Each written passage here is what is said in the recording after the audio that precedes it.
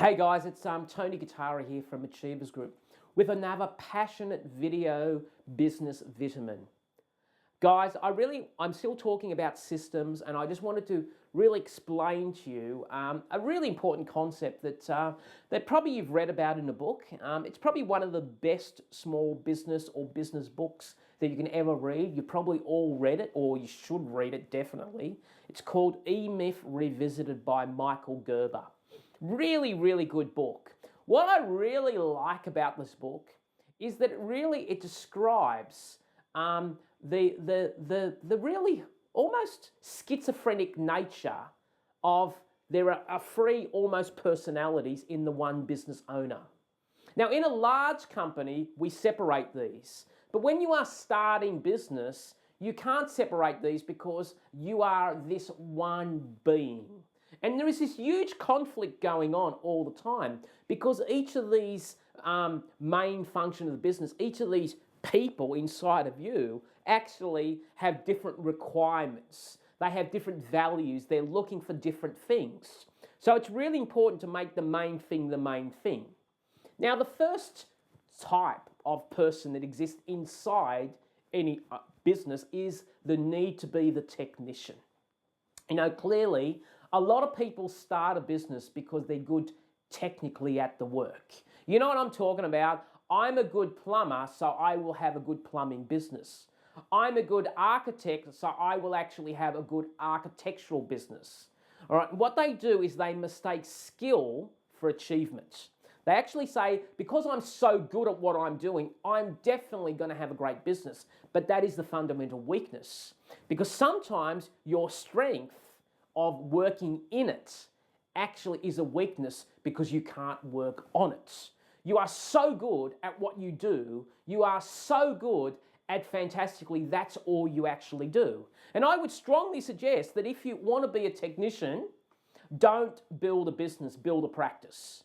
Or if you really want to build a technician, go and work for someone else because it's really hard to get leverage if you are the business. So that's the first personality you've got to deal with. The next personality is the manager. Now, this is the individual that wants order. I mean, they love structure. And it exists in all sides of us. They want to actually control things. They want to make sure everything is put in its place. Okay? So unlike the technician loves the detail, the manager loves the order. And they want everything to be ordered and structured. And the last type of personality is the entrepreneur. Now, the entrepreneur is usually the person inside of you that births the vision for the business.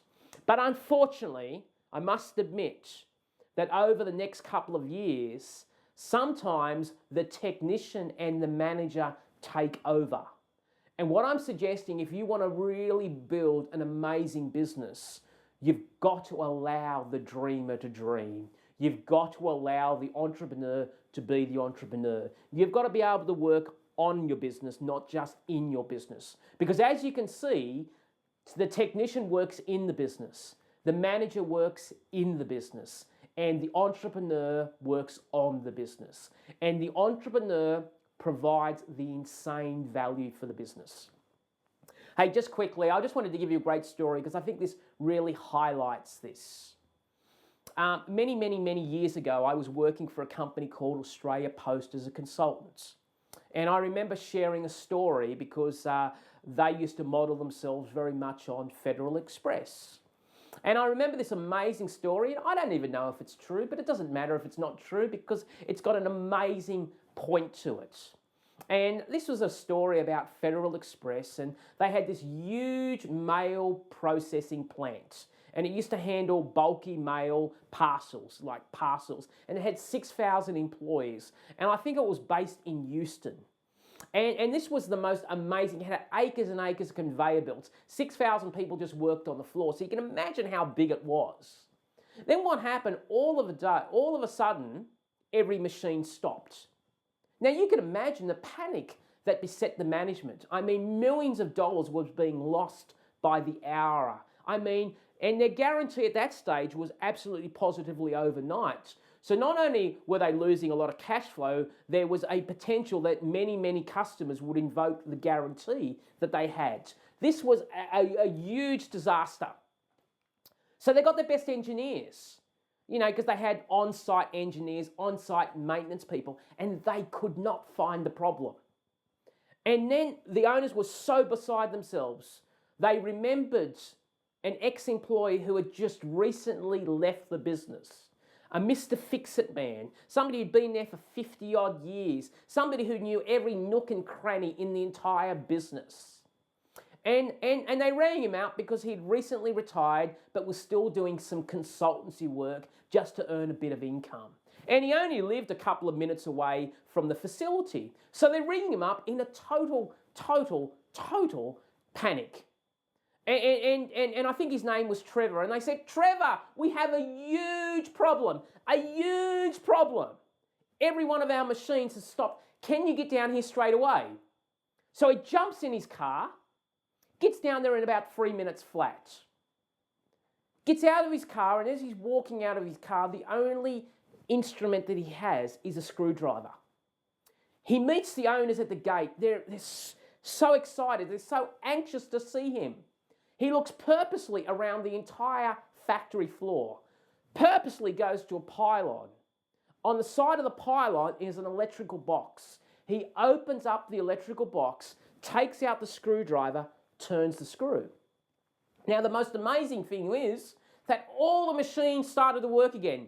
Every single machine worked again. The employees were high-fiving each other. The owners were amazingly relieved. They actually hugged Trevor. Now, because he was a consultant, they asked him, how much do we owe you? Now, this was back in the 80s, I'm led to believe. And Trevor, without any timidity, says to them, that'll be $10,000 US. Now get this, guys. He was only there for 3 minutes. Now, the owners are excited, but they're not that excited. They look at each other and they said, are you sure, Trevor? And Trevor says, absolutely, $10,000 US. So they have a bit of a huddle between themselves, and they come back to him and says, just for our own bookkeeping, could we possibly have an itemized account of that $10,000? And Trevor says, sure, yeah. So he gets a scrap bit of paper. This is what he writes, and in writing this and giving it to the owner, he gets the money straight away. He says, here is my breakdown. $10 to turn the screw. $9,990 to work out which screw to turn. Hey guys, I really just wanted to really impart with you is that if you want to be a brilliant entrepreneur and business owner, it's really easy to turn screws, but anyone else can turn screws. The role of an entrepreneur, the role of a leader, the role of a visionary, the role of a business owner is to work out which screw to turn. That is where you get leverage for your business. So guys, I hope that has helped. Until next time, God bless you.